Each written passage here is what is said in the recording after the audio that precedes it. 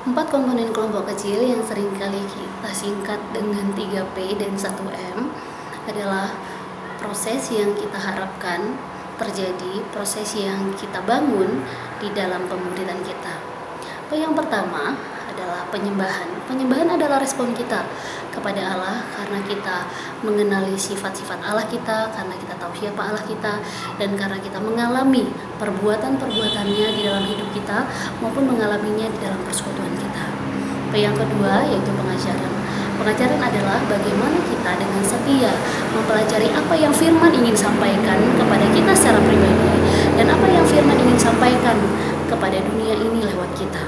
Yang ketiga adalah persekutuan. Kelompok kecil adalah keluarga yang dibangun oleh Allah. Karena itu, di dalam kelompok kecil diharapkan adanya keterbukaan, adanya kejujuran. Di dalam kelompok kecil ada evaluasi, ada saling menguatkan, saling membangun, supaya setiap orang yang ada di dalamnya bertumbuh semakin serupa dengan Kristus. Yang terakhir, M, misi. Kelompok kecil tidak diharapkan supaya setiap orang di dalamnya hanya melayani orang-orang yang ada di dalamnya saja, tapi bagaimana kita juga melayani orang yang ada di luar kelompok kita, supaya kita menjadi berkat bagi orang-orang yang ada di luar sana.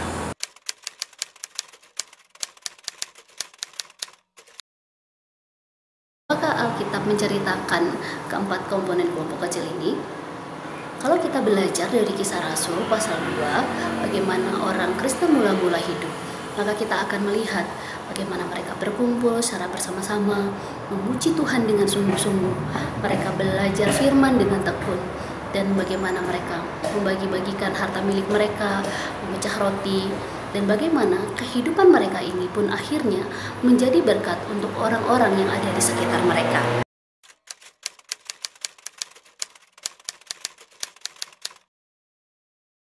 Kalau kita menyadari bahwa kelompok kecil atau proses pemuridan bukan hanya terjadi saat kita bertemu, tapi proses ini terjadi dalam setiap kehidupan kita, dalam setiap relasi kita, baik saat kita bertemu maupun saat kita tidak bertemu dengan anggota kelompok kecil yang lain.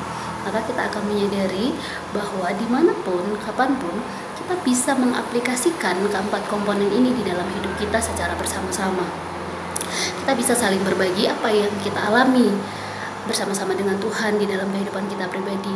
Pelajaran-pelajaran apa yang kita temukan lewat firman di waktu-waktu kita bersama-sama maupun waktu kita sendiri, dan bagaimana kita menjadi berkat untuk orang lain, dan bagaimana kita saling mendorong satu dengan yang lain supaya kita terus bertumbuh di dalam karakter kita, di dalam relasi kita dengan sesama kita, dengan sesama orang-orang yang ada dalam kelompok kita, maupun bagaimana kita berelasi dan menjadi berkat dengan orang-orang yang ada di luar kelompok kecil kita.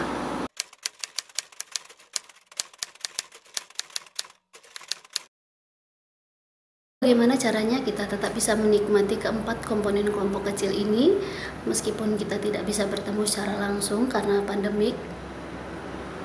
Kita bersyukur kepada Tuhan untuk teknologi yang sudah dianugerahkan.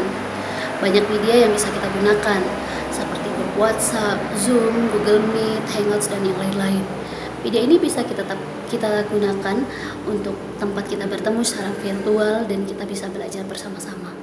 Mari kita gunakan grup WhatsApp kita menjadi rumah virtual kita, di mana kita bisa men-sharingkan bagaimana kita bergumul untuk tetap menikmati doa-doa kita, bagaimana kita bergumul untuk terus setia belajar tentang firman. Mari kita bagikan apa yang kita alami bersama-sama dengan Tuhan di grup-grup WhatsApp kita.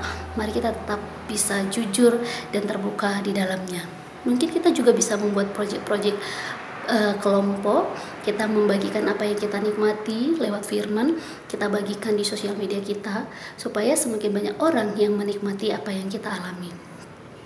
Dan mungkin juga kita bisa membuat satu blog bersama-sama, di mana setiap orang bisa menuliskan apa yang dia alami.